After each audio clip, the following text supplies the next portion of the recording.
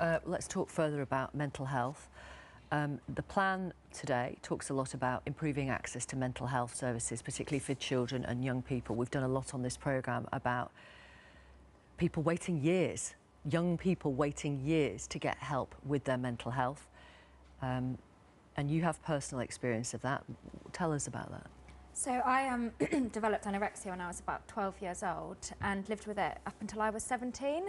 And then eventually when I was 17, I was referred to CAMHS and then ended up spending a year in a mental health hospital trying to recover. So learning about food, exercise and learning to talk about how I felt. To me, the anorexia was like having this best friend in my head constantly telling me what I should and shouldn't be doing, giving me this kind of value and sense of purpose.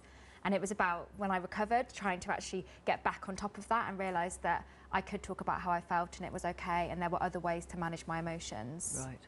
And so this plan aims to make things better in terms of access to mental health treatment for children and young people. Obviously, you would welcome that.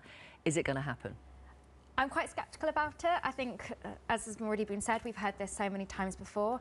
And at the moment, through the work that I do in hospitals and schools, like I hear so many stories of young people really struggling. People are struggling to get a diagnosis, particularly with things like eating disorders. There's a huge misunderstanding that actually to get diagnosed with an eating disorder, you have to be really, really underweight before you can access any sort of support. So I think it's actually about trying to get people before they get a full-blown mental health kind of problem and then trying to prevent that worsening as well. Yeah. So that's, I mean, we've reported on that before, that you have to reach a certain weight, you have to decline, deteriorate before you can get treatment. That's still happening, you say? Yes, 100%. So I've actually launched a campaign a couple of months ago called Dump the Scales, and it focuses particularly on this. And since launching that campaign, I've had hundreds and hundreds of people get in touch with me and say that this is still happening, what can they do? Their GPs aren't referring them, and it's really, really difficult. And a huge thing is probably the staffing, because there is nowhere to refer people to. Rohit, let me bring